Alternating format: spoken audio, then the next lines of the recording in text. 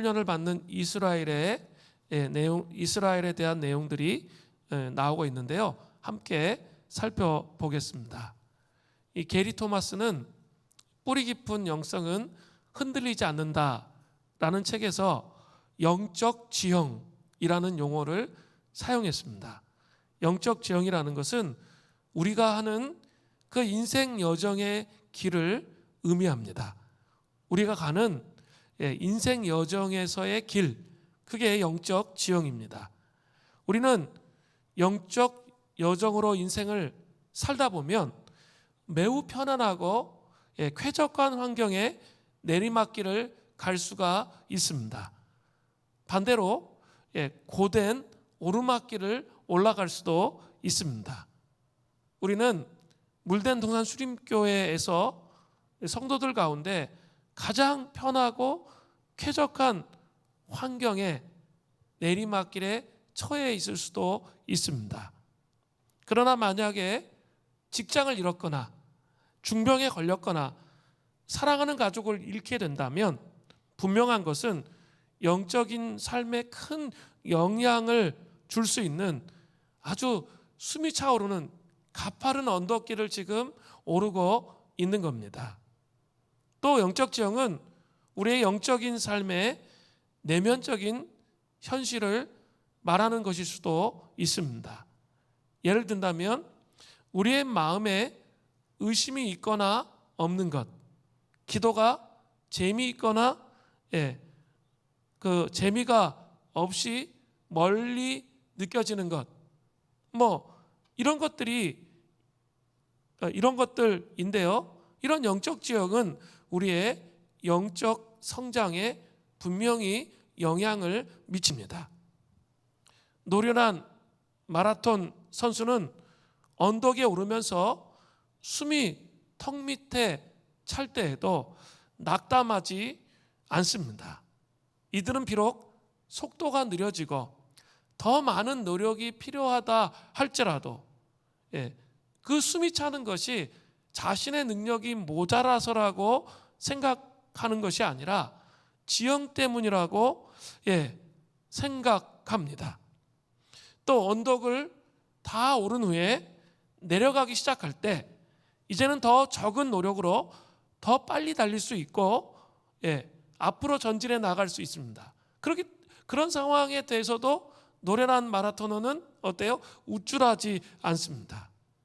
반대로 이들은 지금 지형이 바뀐 것을 아는 거죠. 그러면서 그들은 묵묵히 계속해서 목표 지점을 향해 달려 나아갈 뿐입니다. 우리의 신앙 여정에서 이 영적 지형을 잘 파악하고 쉽게 낙심하지 않고 원망하지 않는 게 대단히 중요합니다. 지금 대단히 내가 힘든 상황인데 하나님이 잘 느껴지지 않아요.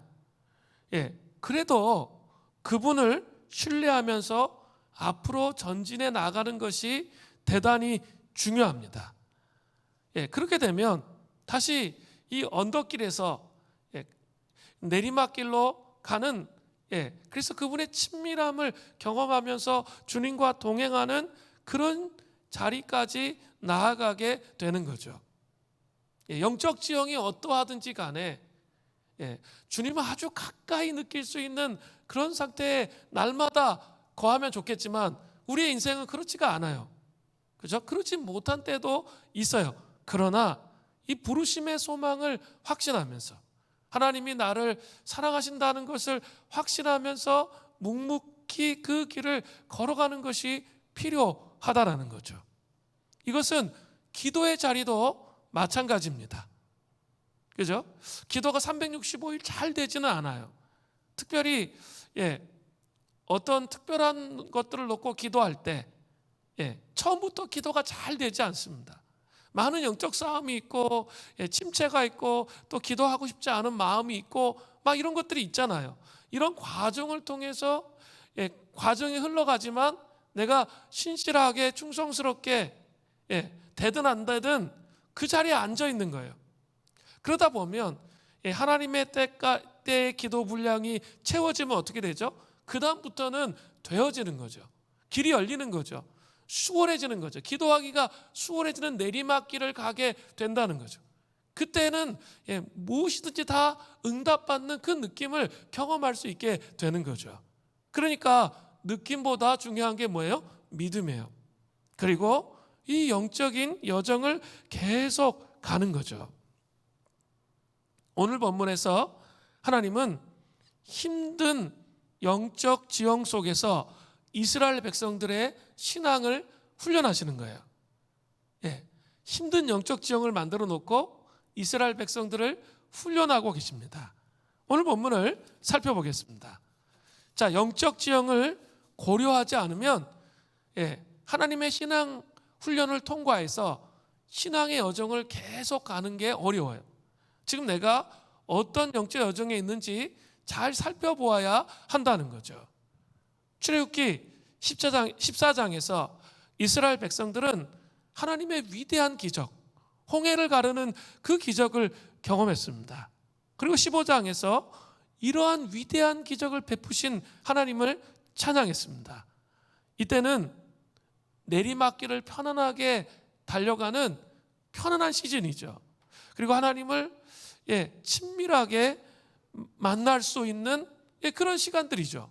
하나님이 자기들의 삶 속에 놀라운 기적을 베푸시고 하나님께서 인도하신다는 것을 봤기 때문에 그들의 영적 지형은 신앙의 최고점에 이르도록 그렇게 했다라는 거죠. 그러나 곧바로 영적 지형이 15장에서 바뀌어요.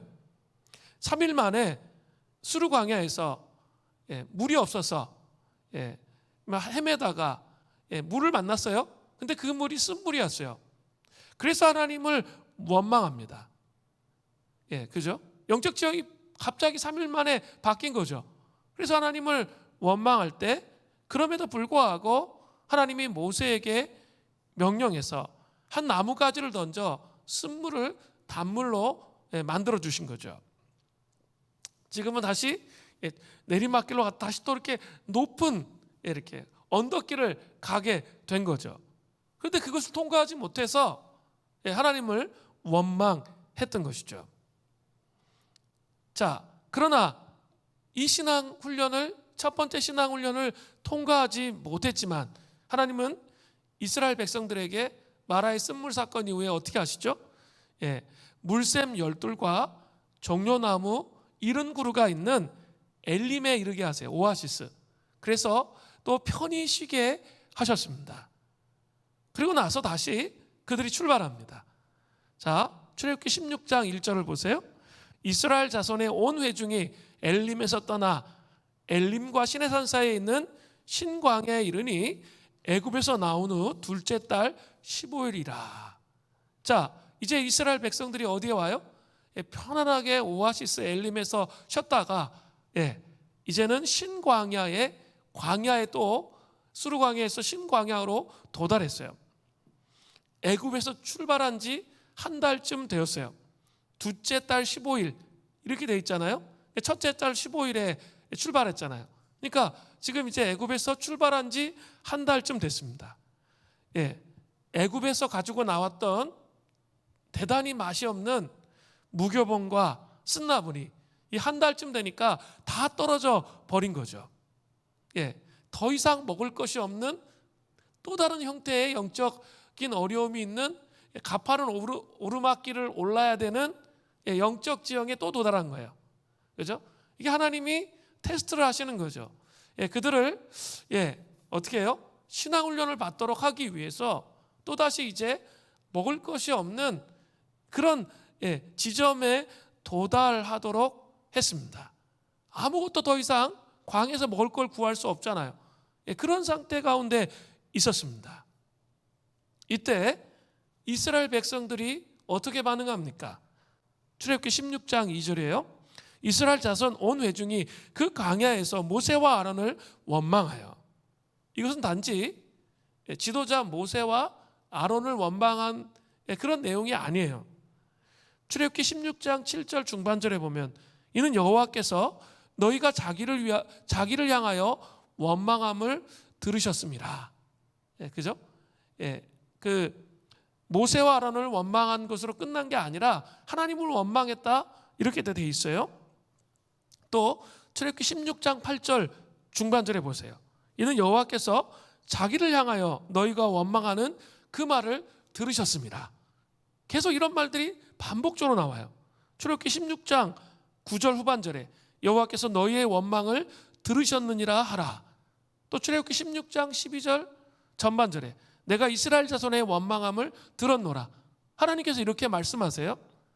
예, 이스라엘 백성들이 모세와 아론을 원망한 것은 바로 이 4번씩이나 반복해서 강조하면서 하나님을 원망한 것이라고 이렇게 말씀하고 계십니다. 이 반복적으로 원망함에 대해서 말씀하시는 것을 보면 이스라엘 백성의 원망의 강도가 대단히 셌다는 거예요. 자, 이스라엘 백성의 원망의 강도가 어느 정도입니까? 출애굽기 16장 4절에 나오죠. 16장 4절에 이렇게 되어 있습니다. 이스라엘 자손이 그들에게 이르되 우리가 애굽 땅에서 고기가마 곁에 앉아 있던 때와 떡을 배불리 먹던 때에 여호와의 손에 죽었더라면 좋았을 것을 너희가 이 광야로 우리를 인도하여 내어 이 온 회중이 줄여 죽게 하는도다. 예, 한번 생각해 보십시오. 애굽의 노예 상태로 있었기 때문에 그들이 하나님 앞에 정말 간절히 탄원하며 기도했어요. 너무나 힘들고 어렵기 때문에 우리를 좀 구원해 달라고 그렇게 기도했던 것 여러분 기억나시죠? 그런데 그들이 지금 뭐라고 얘기하고 있어요? 원망하고 불평하는데 고기가마 곁에서 편하게 앉아서 자기들이 고기를 먹었다, 그게 생각난다, 이런 말을 해요. 또 얼마나 심한 중노동에 시달렸습니까? 그런데 중노동에 시달리고 배고프도 별로 먹을 것도 부실한 그런 삶이었는데 떡을 배불리 먹었다라고 말하면서 하나님을 원망하면서 과장하면서 심한 거짓말을 하는 거죠. 이렇게 하나님 원망할 때 특징이 뭐예요? 과장하는 거예요. 한 번도 하나님 그러신 적 없어 라고 하면서 하나님 분명히 많은 역사를 하셨는데 말로 범죄하는 거죠. 심각한 거짓말이에요. 지금 이스라엘 백성들이 그 정도 강도로 하나님을 원망하고 있습니다. 이스라엘 백성들은 지금 하나님께서 영적 지형을 바꾸셔서 광야에서 신앙 훈련을 하고 계시다는 것을 망각하고 있는 거예요. 그냥 언덕의 지형을 오르고 있는데 영적 여정에서 영적 지형이 그런 지형이에요. 이걸 잘 파악해야 된다 그랬죠? 그런데 그게 안 보인 거죠. 그리고 뭐예요?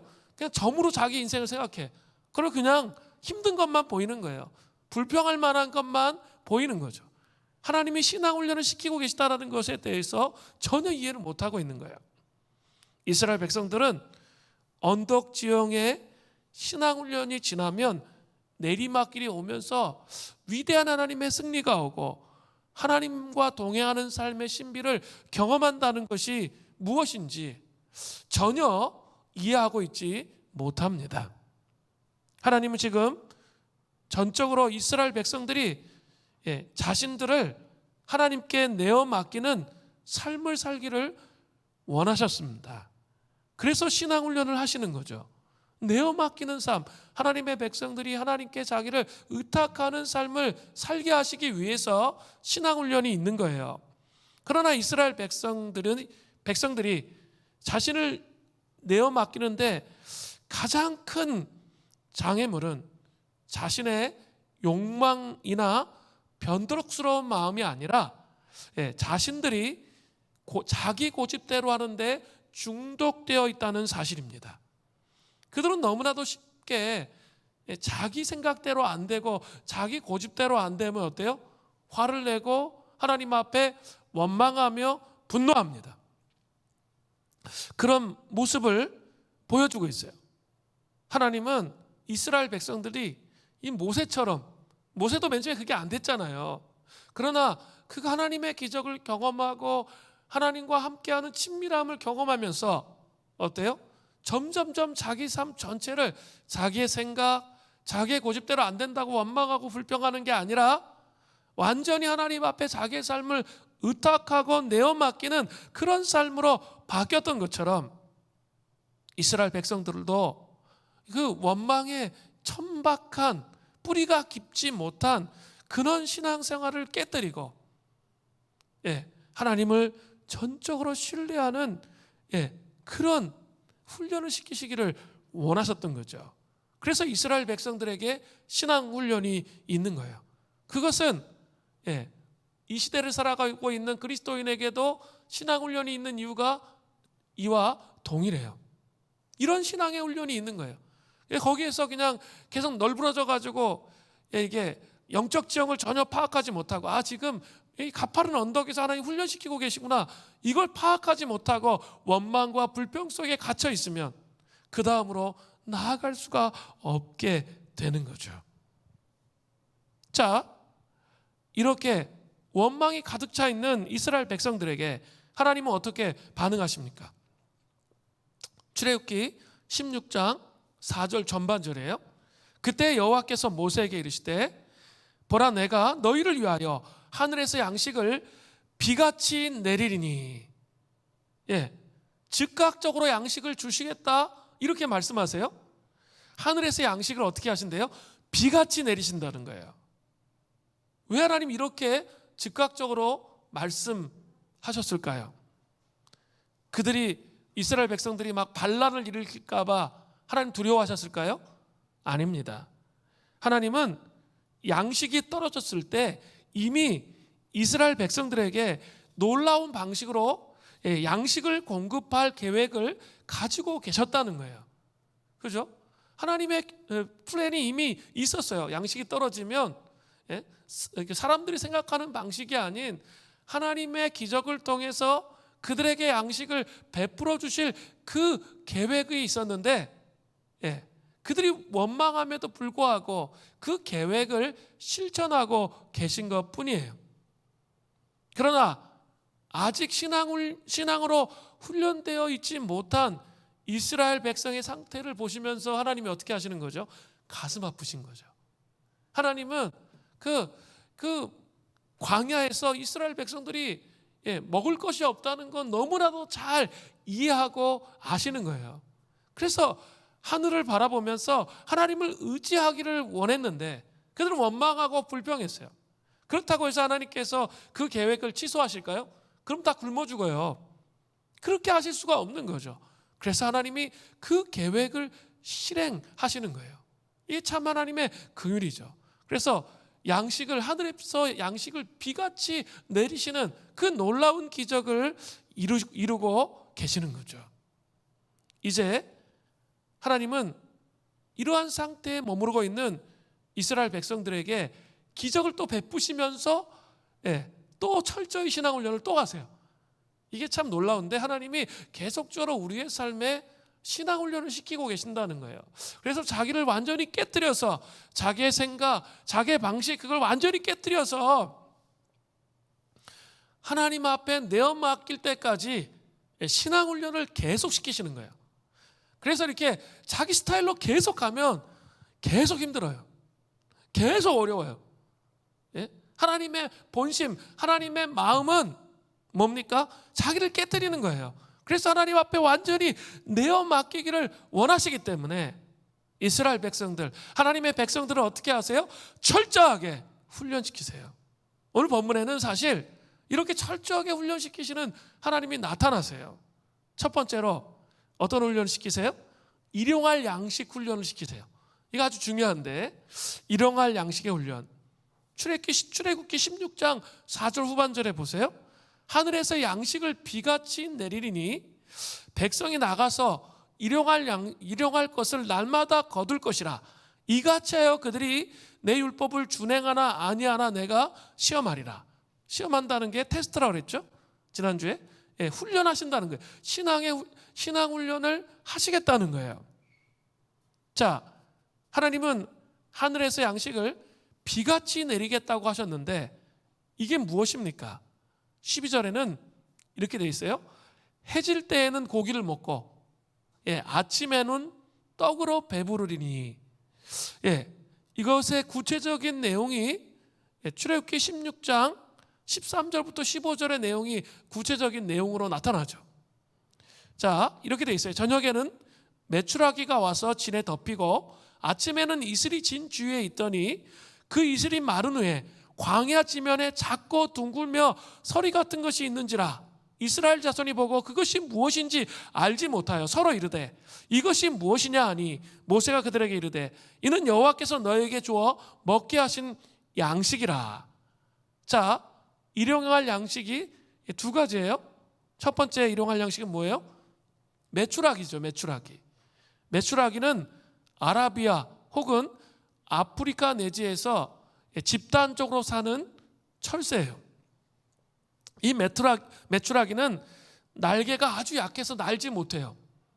땅에서 가깝게 저공으로 날아다니고 큰 무리가 떼를 지어 다닙니다.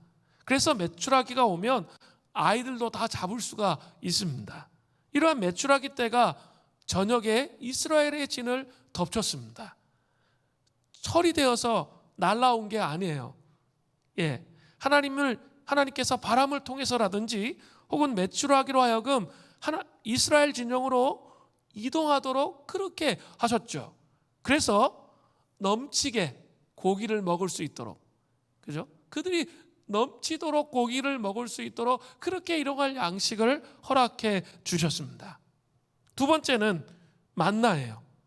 일용할 양식 두 번째는 만나인데 아침이 되면 이스라엘 진 주변에 뭐가 있어요? 이슬이 있었습니다. 그 이슬이 마른 후에 지면에 작고 둥글며 서리 같은 것이 있었습니다. 이스라엘 백성들이 이것이 무엇이냐 이렇게 물었습니다.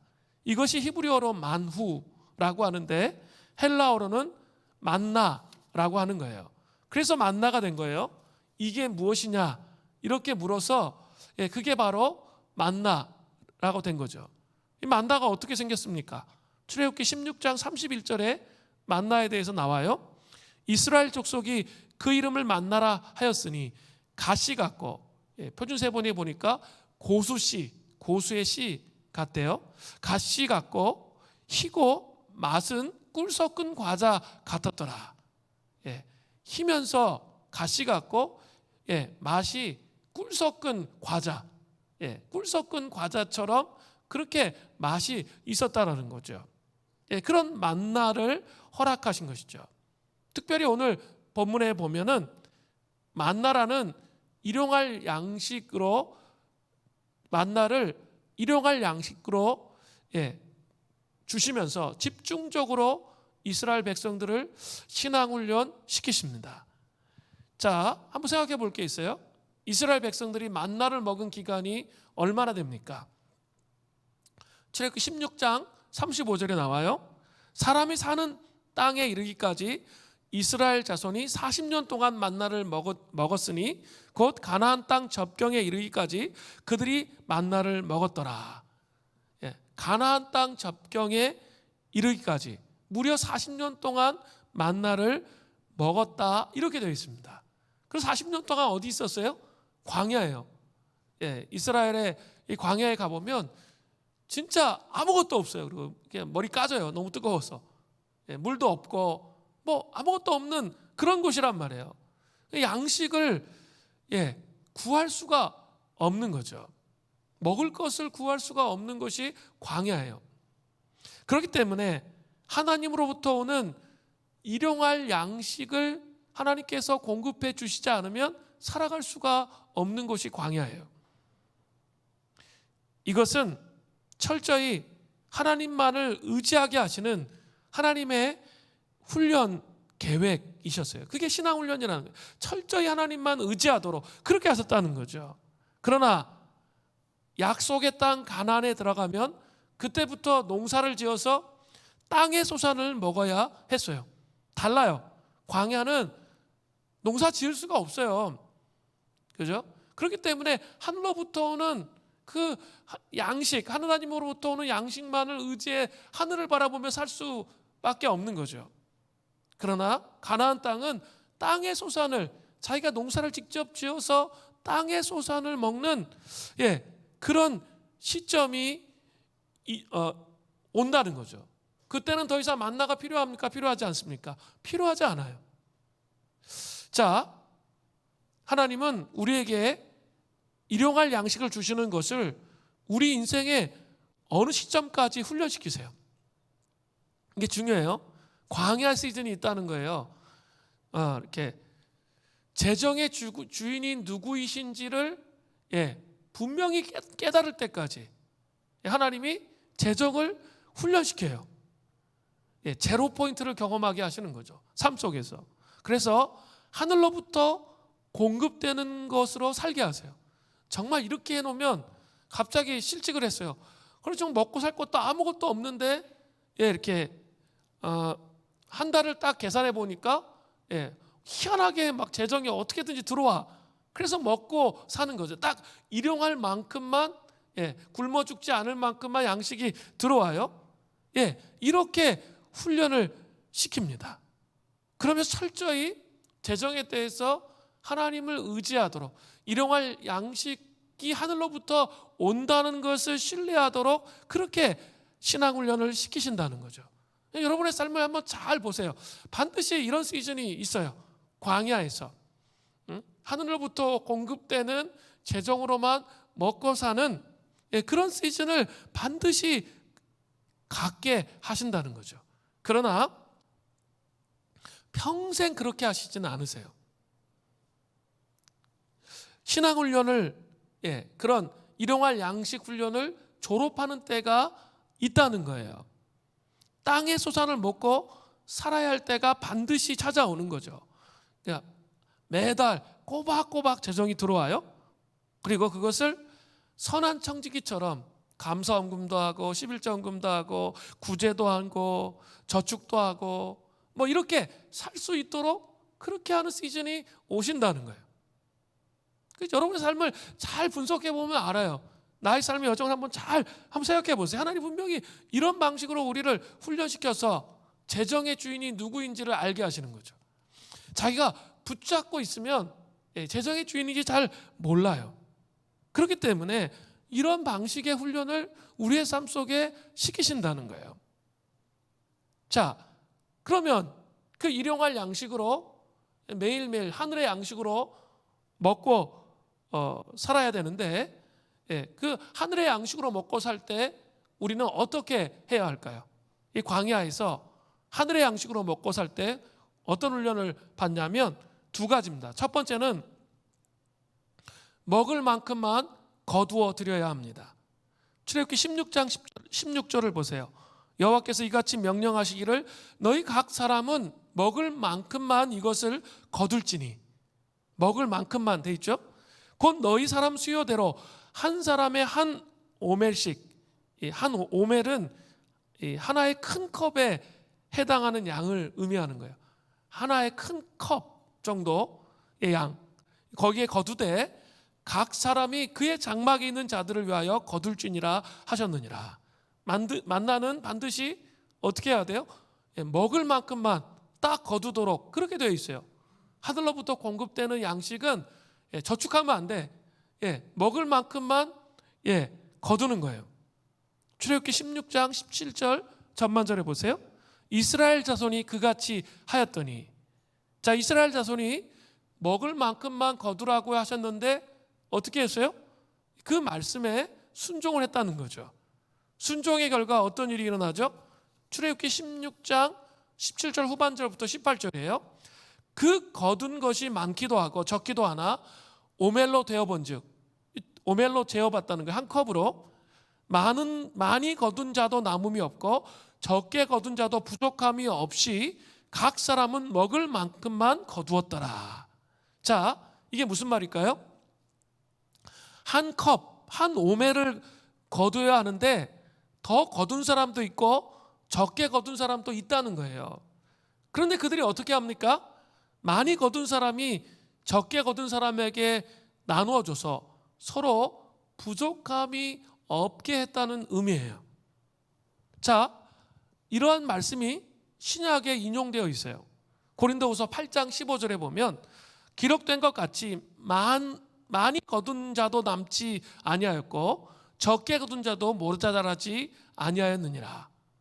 자, 고린도서 8장 15절 이렇게 그 출애굽기 16장 16장 18절을 인용해서 이렇게 언급을 했는데 이렇게 된 이유가 바로 고린도후서 8장 14절 전절에 나오는 거예요.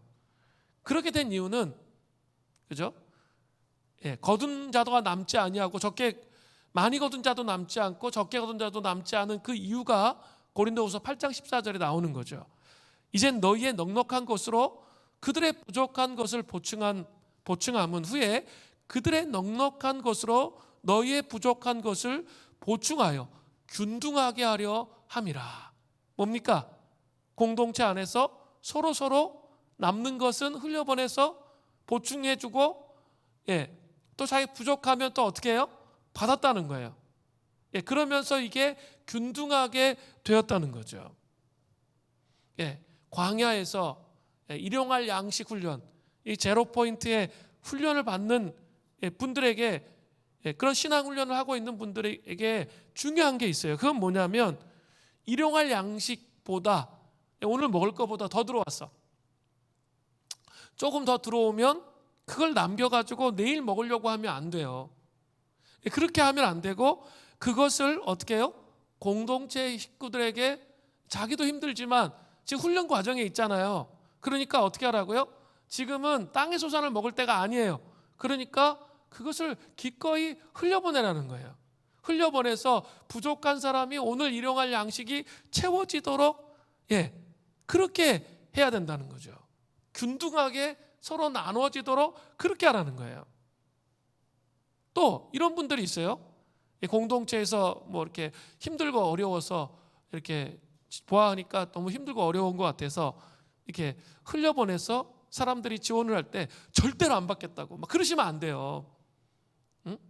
그러면 내가 채워질 때 다른 사람들한테 흘려보내지 못할 가능성들이 있어요. 이 잘 받지 못하는 것도 문제예요. 자, 일용할 양식, 이 제로 포인트의 이 광야에서 훈련을 받는 이 시즌에는 남겨두는 게 아니에요. 흘려보내는 거예요. 계속 흘려보내서 다른 사람들이 균등하도록 그렇게 해나가야 할 필요가 있는 거예요. 제가 이번 주에 한 형제자매 사무실에 이렇게 신방을 갔는데 참 은혜를 많이 받았습니다. 도저히 이 코로나 바이러스 19 시대에 생존하기가 참 어려울 것 같고 힘들 것 같은데 이렇게 뭐 잘 생존하고 있는 거예요. 그리고 뭐 이렇게 참 희한하게 재정이 이렇게 재정이 이렇게 채워지고 들어오는 그런 모습을 제가 이렇게 보면서 되게 감탄했어요. 그런데 이렇게 그들이 이제 얘기하는 것들을 들어보니까 그거였어요. 결국은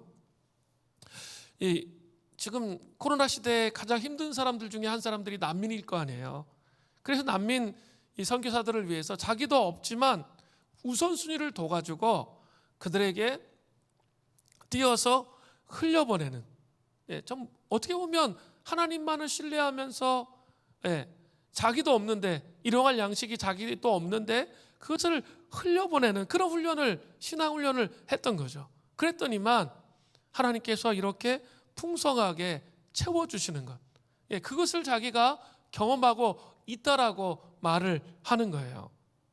기적이 자기의 삶 속에 부어진다는 거죠. 이게 뭡니까? 바로 일용할 양식의 훈련이에요. 이거 대단히 중요한 신앙 훈련이에요. 일용할 양식을 주실 때 특별히 광야에서 제로 포인트에서 일용할 양식을 주실 때 있죠. 남기지 마시고 아낌없이 다른 사람들에게 흘려보내셔야 돼요. 그런 신앙 훈련을 해야 땅의 소산을 먹는 이 가나안 땅에 들어갈 수 있게 되는 거예요. 두 번째로 또 만나를 두 번째는 만나를 보관하면 안 돼요. 그죠? 만나를 보관하면 안 됩니다. 첫 번째는 먹을 만큼만 거두는 거죠. 두 번째는 만나를 보관하면 안 됩니다. 출애굽기 16장 19절부터 20절을 보세요. 모세가 그들에게 이르기를 아무든지 아침까지 그것을 남겨두지 말라 하였으나 그들이 모세에게 순종하지 아니하고 더러는 아침까지 두었더니 벌레가 생기고 냄새가 난지라 모세가 그들에게 노하니라. 자, 일용할 양식인 만나를 다음날 아침까지 남겨두지 말라고 해요. 그죠? 그런데 그것에 순종하지 않았던 사람들이 있었어요. 이스라엘 백성들 가운데. 그래서 그 아침에 벌레가 생기고 냄새가 났습니다. 하나님이 이 시기에는 쌓아두는 것을 원하지 않으시는 거예요. 헨리 나우엔의 책 예수님의 길이라는 책을 보면 이런 내용이 나와요. 우리의 두려움은 자신을 향하고 타인을 향하고 하나님을 향합니다. 두려움은 우리 삶의 곳곳에 결핍을 느끼게 만든다. 이런 표현을 썼어요. 두려움은 우리 주변 곳곳에 우리 삶 곳곳에 결핍을 느끼게 한다는 거예요. 사람들은 이렇게 말한다는 거죠. 이러한 위험한 세상에서 도대체 어떻게 살아남을 수 있을까? 모든 사람에게 먹을 것이 넘쳐날 수 없고 지식도 애정도 모두에게 돌아가기가 정말 부족한 것 같구나. 하지만 나는 정말 살고 싶어. 삶을 보장받고 싶어. 살아있고 싶단 말이야. 내면에서 이런 생각들을 한다는 거죠. 결핍이 우려되는 순간부터 우리는 모든 것을 일단 쌓아두려고 해요. 마음속에 불안해서 막 상황을 보면서 환경을 보면서 불안해지면 자꾸 쌓아두려고 하는 거죠. 자신을 위해서 먹을 것과 돈과 명예와 애정과 지식과 아이디어 등 등등등을 무조건 결핍을 느끼기 시작하면 불안해서 결핍이 오면 쌓아두려고 합니다. 그렇게 쌓아두기 시작하면 적이 생겨요. 적이. 누군가는 의뢰 너는 나보다 가진 것이 훨씬 많다면서 따지고 들게 된다는 거죠. 그러면 우리는 이렇게 말할 수 있습니다. 알고 있습니다. 하지만 나도 비상시에 대비할 필요가 있어서 그런 겁니다. 그렇게 말할 수 있습니다. 그러면 상대방은 나는 지금 당장 필요합니다. 지금 배고프고 지금 알고 싶고 지금 그것을 가져야 합니다라고 되받는다는 거죠. 결핍함에 얽매여 살다 보면 어느새 내가 쌓아둔 것을 빼앗아 가려고 하는 적이 생긴다는 거죠. 가진 것이 많을수록 내 여분을 탐내는 사람이 많아지므로 우리의 두려움이 시간이 갈수록 더 커진다는 거예요. 쌓아둔 것이 많을수록 내 것을 지키려고 벽을 더 높이 쌓아 올릴 수밖에 없다는 거예요. 그러나 복음서에 나타나는 예수님은 결핍되어 계신 분이 아니에요. 두려움 때문에 막 결핍되어서 쌓아놓는 그런 분이 아니세요. 풍성하신 분이세요. 예수님이 가시는 곳마다 어디서나 생명이 있는 정도가 아니라 풍성하게 넘쳐 흐르시는 거죠. 예수님을 따르는 우리에게 상상할 수 없을 만큼 풍성하게 주시는 분이에요. 그러나 우리 주님은 이 풍성함을 경험하도록 하기 위해서 일용할 양식을 주시는 것부터 훈련하는 거예요. 이해되셨죠? 이런 놀라운 풍성함을 경험하도록 하기 위해서 일용할 양식을 주시는, 그래서 그 미래에 대한 두려움, 염려, 근심, 이걸 정말 풍성하신 주님 앞에 진짜 맡기고 있는지 맡기고 있지 않은지를 살피시면서 그 풍요로움을 부어 주시는 거예요.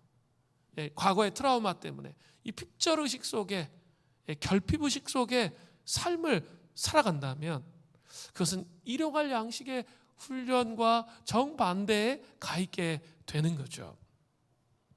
우리가 재물에 연연함은 바로 이 두려움 때문이에요. 우리는 우리에게 꼭 필요한 것마저 잃을까 봐 두려워해요. 그리고 우리가 가진 것에 더욱 집착합니다. 이 코로나 바이러스 19 사태가 더 심각해질수록 사람들은 미래가 불확실해지기 때문에 어때요? 더 집착하게 됩니다.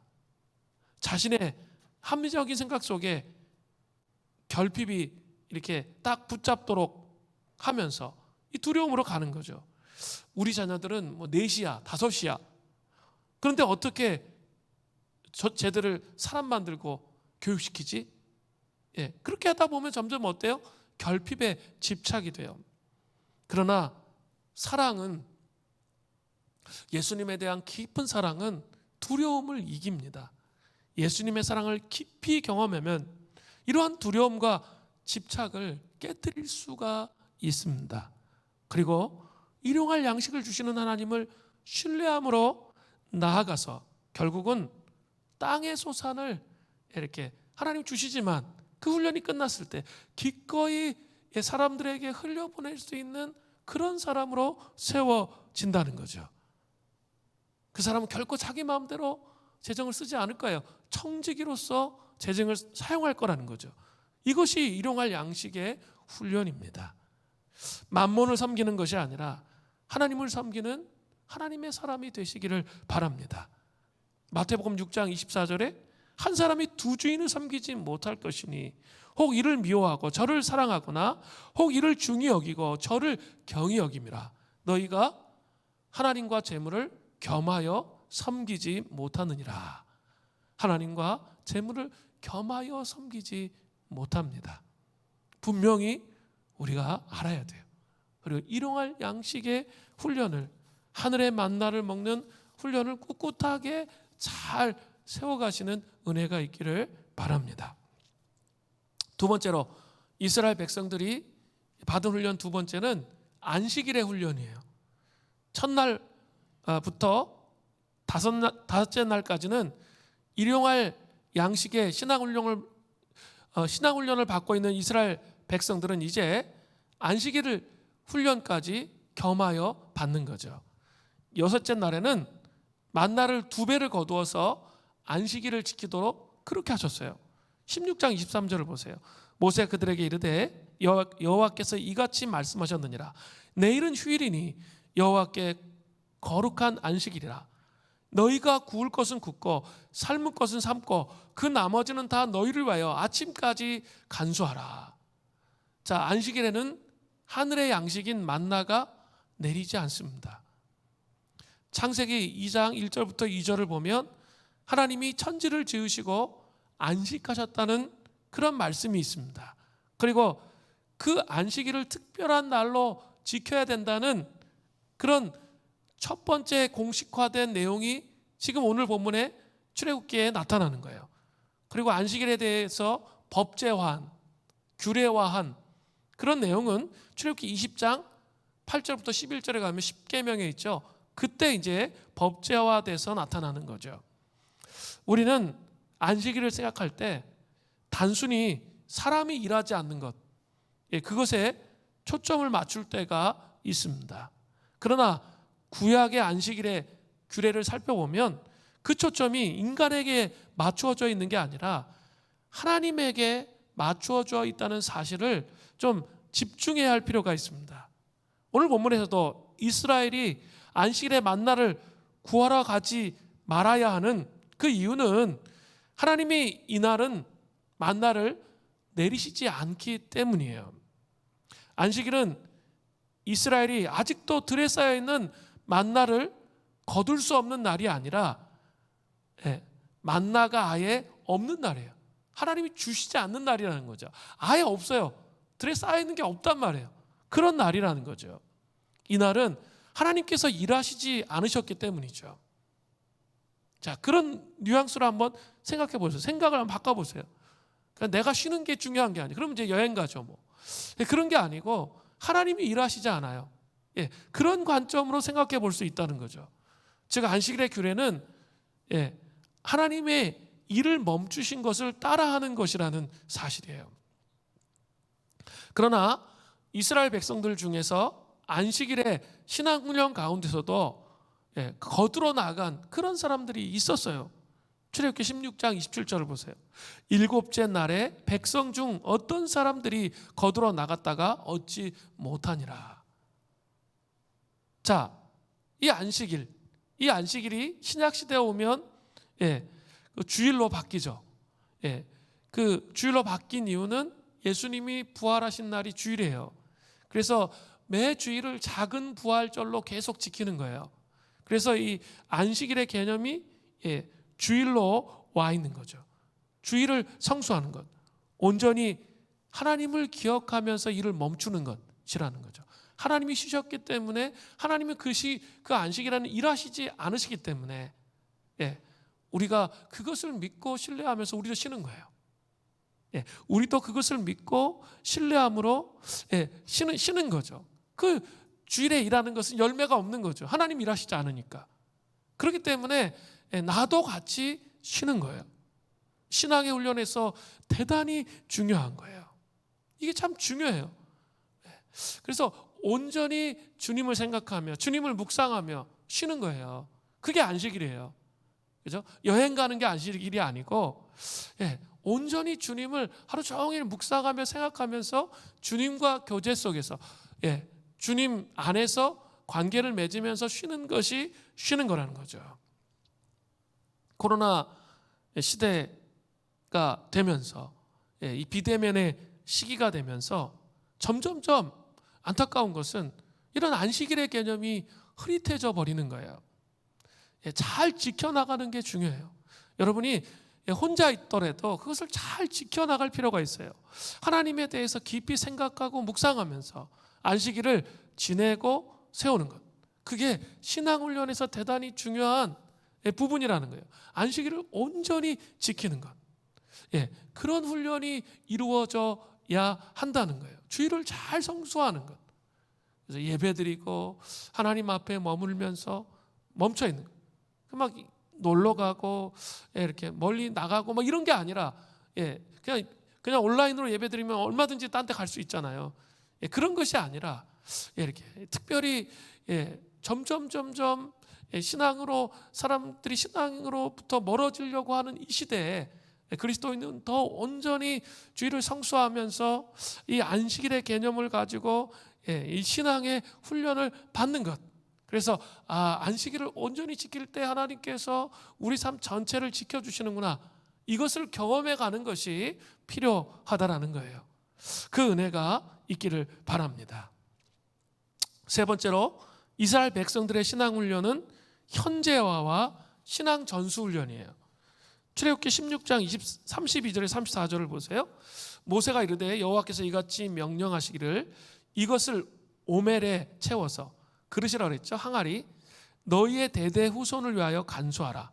이는 내가 너희를 애굽 땅에서 인도해 낼 때 광야에서 너희에게 먹인 양식을 그들에게 보이기 위함이니라 하였다 하고, 또 모세와 아론에게 이르되 항아리를 가져다가 그 속에 만나 한 오멜을 담아 여호와 앞에 어딜까요? 법궤, 언약궤를 말하는 거예요. 여호와 앞에 두어 너희 대대로 간수하라. 아론이 여호와께서 모세에게 명령하신 대로 그것을 증거판 앞에 두어 간수하게 하였고, 증거판이 뭐예요? 십계명의 두 돌판이잖아요. 그거 이렇게 법궤 안에 있잖아요. 그 앞에 두어 간수했다는 거죠. 하나님은 만나를 오멜에 채워서, 항아리에 채워서 법궤에 보관하라고 말씀하시는 거예요. 법궤에는 아론의 쌍난 지팡이와 십계명의 두 돌판, 만나 항아리, 뭐 의미들이 다른 것들이 있겠죠. 근데 거기에 만나 항아리가 있습니다. 하나님께서는 이렇게 명령하신 이유가 무엇일까요? 크게 두 가지예요. 첫 번째는 은혜를 현재화하기 위해서입니다. 즉 이스라엘 백성들로 하여금 생존의 위기 때에 일용할 양식, 하늘의 만나로 도우신 그 하나님을, 그 만나를 보면서 묵상하면서 기억하라는 거예요. 그래서 지금 또 어려움을 겪고 있어요. 인생에 또 어려움을 겪고 있고 힘들 때 하늘로부터 공급되어진 그 기적을 보면서 지금 일어날 힘을 가지라는 거예요. 신앙을 현재화하라는 거예요. 지금 역사하시는 하나님으로 바라보라는 거죠. 그런 하나님을 의지하도록 하기 위해서 이 법궤 안에 두게 하셨던 거예요. 그러니까 하나님이 우리의 삶 속에 찾아오신 것, 그냥 까마귀 구이를 구워 먹어서 그냥 금방 잊어버리는 것이 아니라 늘 묵상하고 기억해야 돼요. 그렇지 않으면 우리는 이스라엘 백성들처럼 하나님 원망하면서 극단적으로 자꾸 생각이 가버리거든요. 그러니까 신앙을 현재화하는 것들이 자꾸 필요해요. 과거에 하나님이 어떻게 역사하셨지? 그걸 자꾸 현재화하라는 거죠. 하나님께서 나의 삶 속에 이렇게 역사하셨기 때문에 앞으로 이렇게 역사하실 거야. 그 주님을 신뢰합니다. 이 고백을 하는 게 신앙훈련에서 아주 중요한 훈련 중에 하나라는 사실을 오늘 본문은 보여주고 있어요. 하나님이 나의 삶에 한 번도 역사하신 적이 없어. 이런 식으로 생각하는 것 자체가 잘못된 거라는 거예요. 그것이 아니라 하나님이 어떻게 나의 삶 속에 찾아오셨고 어떤 길로 인도하시는지를 생각하라는 거죠. 그러기 위해서 법궤 안에 만나를 두었던 거예요. 그리고 그것을 묵상하도록 했던 거죠. 두 번째는 신앙 전수를 위해서 그렇게 하신 거죠. 대대 손손 후손들에게 이런 사실을 가르침으로 그 인생 여정을 살아가는 가운데 유일한 도움이 하나님으로부터 온다는 사실을 가르치는 거예요. 그러니까 자기들만 그 하나님 체험하고 끝나는 게 아니라 자기 세대에 그냥 끝나는 게 아니라 대대손손 다음 세대 이 자녀들이 이 만나를 보면서 우리 조상들은 우리 어머니 아버지들은 이렇게 하나님의 공급하심을 경험했구나. 이것을 묵상하고 세우도록 신앙을 전수시키기 위해서 그런 작업을 했던 거죠. 그것을 가르치기 위해서 그렇게 한 겁니다. 참 이 신앙을 전수하는 거 대단히 성경 안에서 보면 대단히 많이 나와요. 그죠? 나 혼자 신앙생활 잘하면 안 돼요. 우리의 자녀들이 신앙생활을 잘할 수 있도록 돕는 것.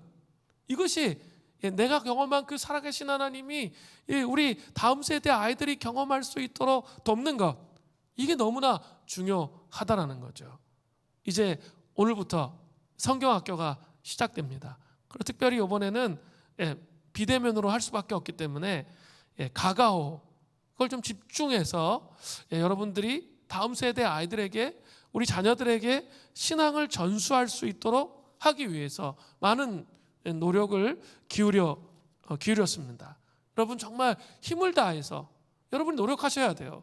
여러분이 노력하시지 않으면 도와줄 사람이 지금은 없어요. 우리 만나지 못해요. 그렇기 때문에 특히 더 여러분이 노력해서 여러분의 자녀들을 직접적으로 훈련시키고 매일매일 꾸준히 신앙을 전수하지 않으면 안 된다는 거예요. 이런 좀 위기의식을 가지고 우리 자녀들에게 신앙을 전수하는 그런 은혜와 은총이 있기를 바랍니다.